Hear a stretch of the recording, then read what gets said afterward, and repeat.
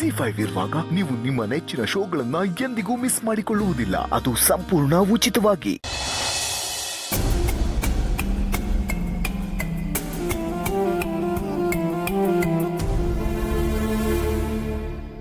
ಚಿಕ್ಕಮ್ಮ, ಯಾಕೆ ಇಷ್ಟೊತ್ತಾದ್ರೂ ಮಲಗಿಲ್ಲ? ನೀವು ಊಟ ಮಾಡಿಲ್ಲ ಅಂತ ಗೊತ್ತಾಯ್ತು. ನೀವು ಹುಷಾರಾಗಿದ್ದೀರ ಅಲ್ವಾ?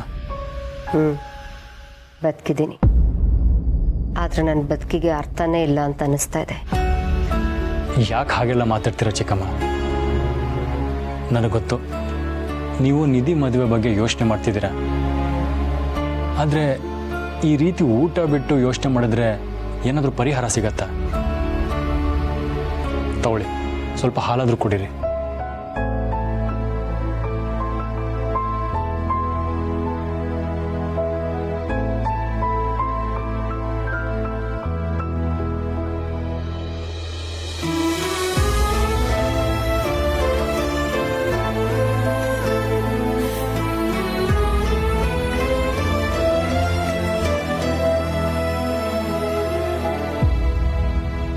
ಯಾಕಲ್ಲೇ ನಿಂತಿದ್ಯಾ?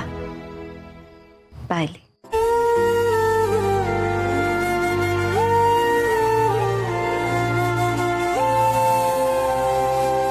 ಏನು ಅಣ್ಣ ತಮ್ಮ ಇಬ್ಬರಿಗೂ ಇವತ್ತಿ ಅಮ್ಮ ನೆನಪಾಗಿದ್ದಾಳೆ? ಹೀಗೆಲ್ಲ ಆಗಿದ್ದಕ್ಕೆ ನಿಮಗೆ ತುಂಬ ಬೇಜಾರಾಗಿದೆ ಅಂತ ನನಗೆ ಗೊತ್ತು ಚಿಕ್ಕಮ್ಮ. ದಯವಿಟ್ಟು ನಮ್ಮನ್ನ ಕ್ಷಮಿಸ್ಬಿಡಿ. ಕ್ಷಮಿಸೋಕೆ ನೀವೇನು ತಪ್ಪು ಮಾಡಿದ್ದೀರಾ? ಮನೇಲಿ ಎಲ್ಲರ ಅಭಿಪ್ರಾಯ ಹೇಗಿತ್ತೋ ಹಾಗೆ ಮಾತಾಡಿದ್ದೀರಾ. ನಿಧಿ ಹಣೆಯಲ್ಲಿ ಬರೆದಿದ್ದು ಅಷ್ಟೇ ಅನ್ಸುತ್ತೆ, ಅದಕ್ಕೆ ಹಾಗಾಯ್ತು. ಹಾಗೆ ಹೇಳ್ಬಿಡಿ ಚಿಕ್ಕಮ್ಮ. ನಮ್ಮ ನಿಧಿ ಜೀವನ ತುಂಬ ಚೆನ್ನಾಗಿರುತ್ತೆ, ಅದ್ರಲ್ಲಿ ನಂಗೆ ನಂಬಿಕೆ ಇದೆ. ಏನು ಗೊತ್ತಿಲ್ಲ, ಆದರೆ ಹೆಣ್ಣು ಹೆತ್ತವ್ರಿಗೆ ಈ ರೀತಿಯೆಲ್ಲ ಆದಾಗ ನೋವಾಗೋದು ಸಹಜ. ನೀವು ಯೋಚನೆ ಮಾಡಬೇಡಿ ಚಿಕ್ಕಮ್ಮ. ಈ ಮದುವೆ ಆಗೋ ಥರ ನಾವು ಮಾಡ್ತೇವೆ. ಅಪ್ಪ ಅಮ್ಮನಿಗೆ ಅವಮಾನ ಮಾಡಿದ್ರು ಅನ್ನೋ ಕಾರಣಕ್ಕೆ ಅವ್ರ ಮೇಲೆ ಬೇಸರ ಇದೆ ಹೊರತು ಬೇರೆ ಏನೂ ಇಲ್ಲ. ಸ್ವಲ್ಪ ದಿನ ಕಳೀಲಿ ಚಿಕ್ಕಮ್ಮ, ಅವ್ರ ತಪ್ಪು ಅವ್ರಿಗೆ ಅರ್ಥ ಆಗಿ ಖಂಡಿತ ವಾಪಸ್ ಬಂದೇ ಬರ್ತಾರೆ. ಅಪ್ಪ ಅಮ್ಮ ಅಂತೆ ಇಷ್ಟು ವರ್ಷ ನಿಮ್ಮನ್ನು ಸಾಕಿದ್ದು ಹಾವಿಗೆ ಹಾಲು ಎರ್ದಂಗಾಯ್ತು.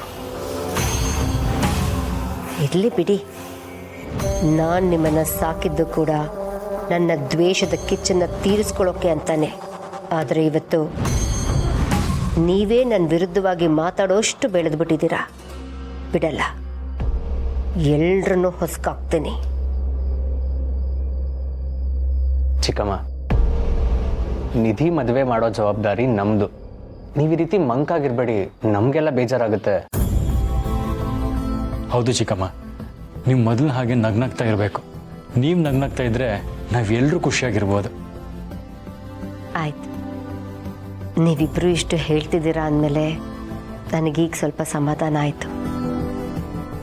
ನಿಧಿಗೆ ನಿಮ್ಮಂಥ ಅಣ್ಣಂದಿರಿದ್ದಾರೆ, ನನಗೆ ನಿಮ್ಮಂಥ ಮಕ್ಕಳಿದ್ದಾರೆ. ನೀವು ನನಗೆ ಅಮ್ಮನ ಸ್ಥಾನ ಕೊಟ್ಟಿದ್ದೀರಲ್ಲ, ಅಷ್ಟೇ ಸಾಕು. ನೀವು ಅಷ್ಟೇ ಚಿಕ್ಕಮ್ಮ, ನಮ್ಮನ್ನ ಸ್ವಂತ ಮಕ್ಕಳಿಗಿಂತ ಹೆಚ್ಚಾಗಿ ಬೆಳೆಸಿದ್ದೀರ. ನಾವು ಅದಕ್ಕೆ ಋಣಿಯಾಗಿರ್ತೀವಿ. ಆಯ್ತಪ್ಪ, ಈಗ ನನಗೆ ಸ್ವಲ್ಪ ಧೈರ್ಯ ಬಂತು. ನೀವು ಹೋಗಿ ಮಲ್ಕೊಳ್ಳಿ. ನಾನು ಸ್ವಲ್ಪ ಹೊತ್ತು ಇಲ್ಲೇ ಕೂತಿದ್ದು ಆಮೇಲೆ ಹೋಗಿ ಮಲ್ಕೋತೀನಿ. ಸರಿ ಚಿಕ್ಕಮ್ಮ, ನೀವು ತುಂಬ ಯೋಚನೆ ಮಾಡಬೇಡಿ, ಬೇಗ ಹೋಗಿ ಮಲ್ಕೊಳ್ಳಿ. ಗುಡ್ ನೈಟ್ ಚಿಕ್ಕಮ್ಮ. Good night. Good night. Good night.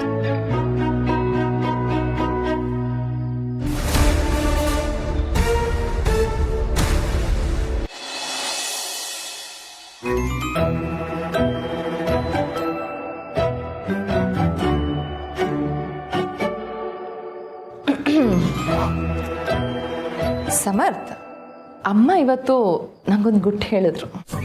ಗುಡ್ಡ? ಏನು ಗುಡ್ಡು? ನೀನು ಬಟ್ಟೆ ಹಾಕದೆ ಹಠ ಮಾಡ್ತಿರ್ಬೇಕಾದ್ರೆ ಅಮ್ಮ ನಿಂದೊಂದು ಫೋಟೋ ತೆಗೆದಿದ್ದಾರೆ. ಆ ಫೋಟೋ ಈಗ ನನ್ನ ಕೈಗೆ ಸೇರಿದೆ.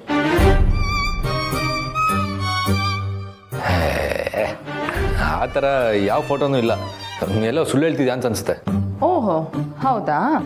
ಹಾಗಿದ್ರೆ ಇದ್ಯಾರ ಫೋಟೋ?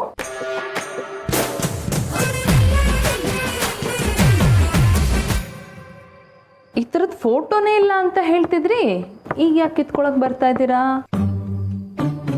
ಈ ಫೋಟೋನ ದೊಡ್ಡದು ಮಾಡಿಸಿ ಲ್ಯಾಮಿನೇಟ್ ಮಾಡಿ ಹಾಲಲ್ಲಿ ಹಾಕಿಸ್ತೀವಿ. ಸರಿ, ಆಟ ಆಡಿಸ್ಬೇಡ, ಸುಮ್ಮನೆ ಫೋಟೋ ಕೊಟ್ಬಿಡು. ಈ ಥರದ ಫೋಟೋನೇ ಇಲ್ಲ ಅಂತಿದ್ದೆ. ನೀ ಆ ಫೋಟೋನ ನೋಡಿದ್ದು ಆಗಿದೆ, ನಿನ್ನ ಕೈಗೆ ಸಿಕ್ಕಿದ್ದು ಆಗಿದೆ, ಸುಮ್ಮನೆ ಫೋಟೋ ಕೊಡು ಅಂದೆ. ಕೊಡಲ್ಲ. ಸರಿ, ಫೋಟೋ ಕೊಡು. ಕೊಡಲ್ಲ. ಕೊಡು ಸಿರಿ. ಕೊಡಲ್ಲ. ಸಿರಿ, ಫೋಟೋ ಕೊಡು. ಕೊಡಲ್ಲ. ಕೊಡಲ್ಲ. ಸರಿ, ಕೊಡಲ್ಲ.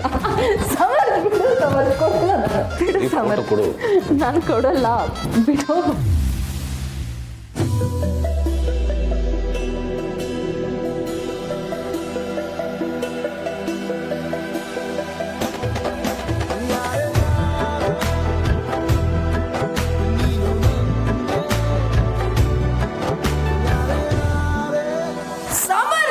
ಮೋಸ, ಇದು ಚೀಟಿಂಗು.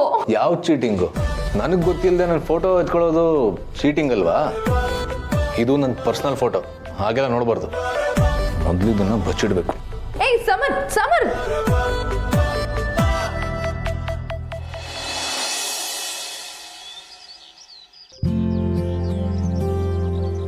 ಭಂ ಭಂ ಭಂ.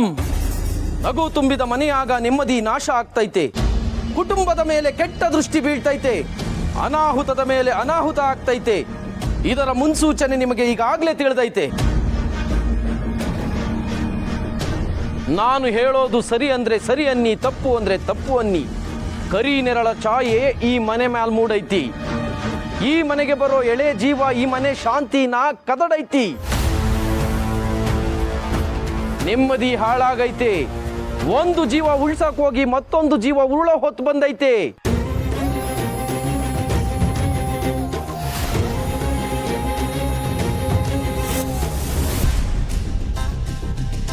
ಭಂ ಭಂ ಭಂ.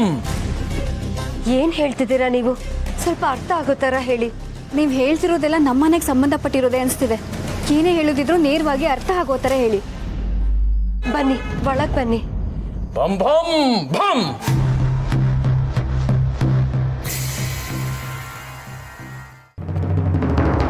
ಭಂ ಭಂ ಭಂ ಭಂ ಭಂ. ಈ ಮನೆಯಾಗ ಕಂಟಕದ ಸೂಚನೆ ಕಾಣ್ತೈತಿ. ಇದು ನಿಜ ಆಗಿದ್ರೆ ನಿಜ ಅನ್ನಿ, ತಪ್ಪಾಗಿದ್ರೆ ತಪ್ಪನ್ನಿ. ಏನಿದೆಲ್ಲ? ಇವ್ರನ್ನ ಯಾಕೆ ಒಳಗೆ ಕರ್ಕೊಂಡ್ಬಂದೆ? ಇದನ್ನೆಲ್ಲ ನಂಬೋ ಅವಶ್ಯಕತೆ ಇದೆಯಾ? ನಂಬಿಕೆಯೇ ಭಗವಂತ ಅಣ್ಣ. ಭಗವಂತ ನುಡಿದದ್ದನ್ನ ನಾನು ನುಡಿತಾ ಇದ್ದೀನಿ. ಈ ಮನೆಯಾಗ ಕಂಟಕ ಕಾದೈತೆ, ನೆಮ್ಮದಿ ಹಾಳಾಗೈತೆ.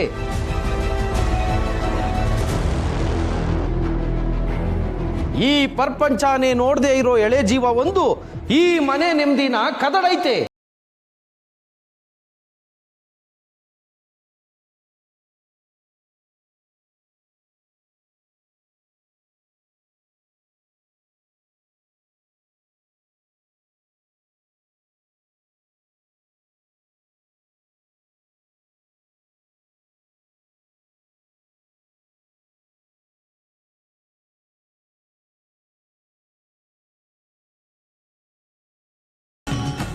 ZEE5 ಆಪ್ ಡೌನ್ಲೋಡ್ ಮಾಡಿ ಎಲ್ಲಾ ಸಂಚಿಕೆಗಳನ್ನು ಸಂಪೂರ್ಣ ಉಚಿತವಾಗಿ ನೋಡಿ.